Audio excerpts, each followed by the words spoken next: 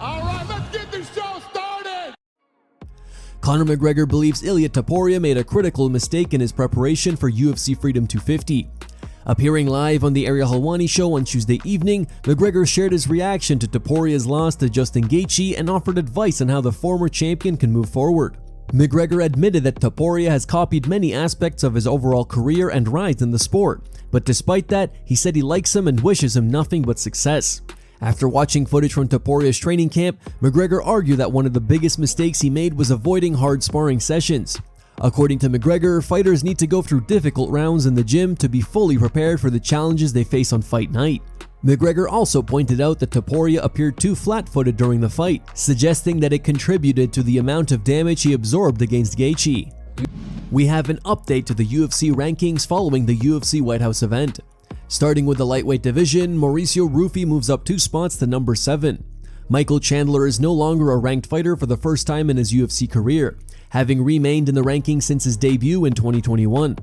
Mateusz Gamrot, Dan Hooker, and Renato Moicano all drop 1 spot, while Manuel Torres officially enters the rankings at number 15. In the middleweight division, Bo Nickel is officially ranked following his knockout win over Kyle Daukaus. At heavyweight, Josh Hockett climbs 1 spot to number 4, while Waldo Cortez Acosta drops to number 5. Derek Lewis falls 2 positions to number 11 after his loss to Hockett. There were also major changes in the pound-for-pound rankings. Justin Gaethje enters the top 15 at number 4, while Ilia Topuria drops 3 spots to number 5. Islam Makhachev remains at number 1, with Alexander Volkanovski and Peter Yan moving up to number 2 and number 3 respectively. Ciryl Gane also enters the rankings at number 12 following his win over Alex Pereira. Steve Garcia released his first statement since being finished by Diego Lopes at UFC Freedom 250. Garcia took on Lopes in the first fight of the UFC White House card. After starting strong and winning the first round on all 3 judges' scorecards, Garcia got caught in a brawl with Lopes in the second round, and it did not go well for him as he was dropped and finished with big strikes. With the loss, Garcia's 7-fight winning streak was snapped. Taken to his social media 2 days after the loss, Garcia issued his first statement writing, "Sunday night didn't go as planned, but I'm blessed to be part of UFC history. God is still king. I've fallen before, and if I'm gonna lose to someone, at least it was to the class act of Diego Lopes. I'm not far off, I will be back. To all my haters, enjoy your celebration while you can. You'll remember what happened the last time I lost. Thank you to all my fans, sponsors, family, teammates, Jackson Wink, and my management, Iridium Sports Agency. Love y'all, God bless." Alexander Volkanovski believes Arman Tsarukyan made a costly mistake by turning down the backup fighter role. Tsarukyan was originally scheduled to serve as the official backup for the UFC lightweight title fight between Ilia Topuria and Justin Gaethje. However, he later withdrew from the position, allowing Diego Lopes to step in and successfully make the lightweight limit as the new backup fighter. Speaking on Bussin' with the Boys, Volkanovski explained why he believes Arman's decision was the wrong move.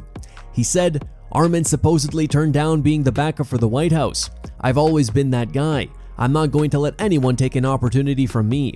If I'm next in line, I'm not going to let someone be the backup and then all of a sudden they're next in line. I don't want someone else to go in and be the backup, even if something does happen, so they have to fill in. They win, and now there has to be a rematch, and I'm sitting here going, what am I doing? So Arman not doing that is going to hurt him, and the UFC likes to favor you if you're a company man. They'll look after you like Diego Lopes." After losing his title at light heavyweight and a series of tough losses in the division, former 205-pound king Jamahal Hill is moving up to heavyweight. Hill made the announcement on social media on Tuesday. And as for his opponent in his new weight class, Hill already has a name in mind: red-hot heavyweight prospect turned contender Josh Hockett. Sean O'Malley was fired up by a true American hero during his walkout at UFC Freedom 250. In a recent video on his YouTube channel, O'Malley reflected on his memorable walkout at the historic event and revealed that the man who accompanied him to the octagon was a Purple Heart recipient. The Purple Heart is a prestigious military decoration awarded in the name of the president to members of the armed forces who have been wounded or killed in the line of duty. According to O'Malley, the veteran played a big role in getting him mentally locked in before the fight. Suga said the energy and words of encouragement he received during the walkout had him incredibly hyped up and made the moment even more meaningful. Pereira also called on Dana White to set an example with Hearb Dean. He wrote, "Dana White, you should set an example with Hearb Dean, as it's done with fighters when they ruin the image of the organization." Pereira also shared images of the damage to the back of his head from Ciryl Gane with a caption, "This will only change when the fighters fight to remove the referee who makes these kinds of mistakes. Let's prevent this from happening to you. We have the strength to do it, I guarantee it." Sean O'Malley also confirmed on his podcast that Pereira had spoken to the referee ahead of the event about the issue. Ciryl Gane's back of the head shot today. I was raging watching it. He's gonna kill someone, man. You know what's funny? In the rules meeting, when Pereira was talking to the ref, they were having the translator go over like back of the head, because I remember when Gane finished. JDS. Was it JDS hitting him kind of elbow in the back of the head? But he's kind of turning away, so it's Is kind that of what Pereira was talking about? yeah. That's why they were talking about the back of the head. But did he land a couple back of the headies? Couple dingers. Like 12. Idiot. Referee Hearb has responded to Alex Pereira's criticism and outlined what area of the head counts as back of the head in MMA. In a video shared on social media, Dean defended his officiating, arguing that the strikes Ciryl Gane landed on Pereira were in legal target areas and did not constitute illegal blows to the back of the head. I can tell by some of the comments online that I owe you guys an explanation about the rules and how I refereed the fight. First of all respect to both fighters. I'm talking about Gane and Pereira. Amazing fight.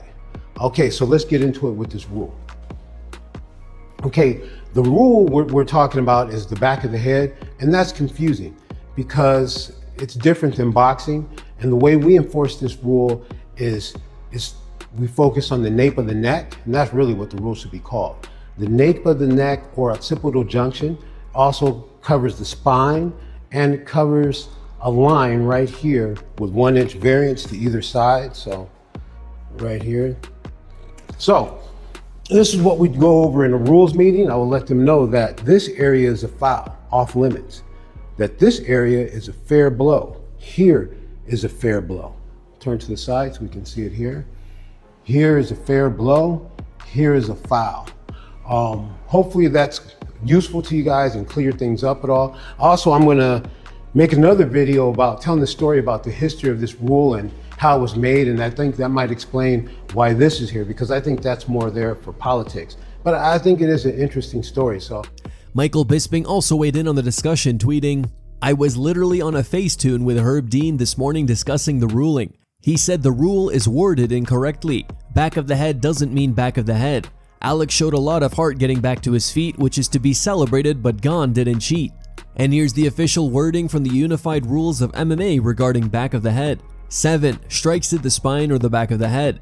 A. The back of the head starts at the crown of the head with a 1 inch variance to either side, running down the back of the head to the occipital junction. B. This area stretches out at the occipital junction, nape of the neck, to cover the entire width of the neck. It then travels down the spine with a 1 inch variance from the spine center line, including the tailbone. What do you guys make of this situation? Who do you think is right here? Herb Dean or Alex Pereira? Let us know in the comments below.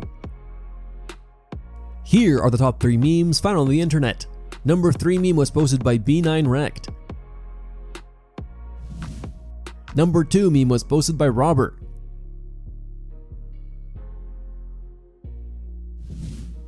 And number 1 meme was posted by Enough Brilliant.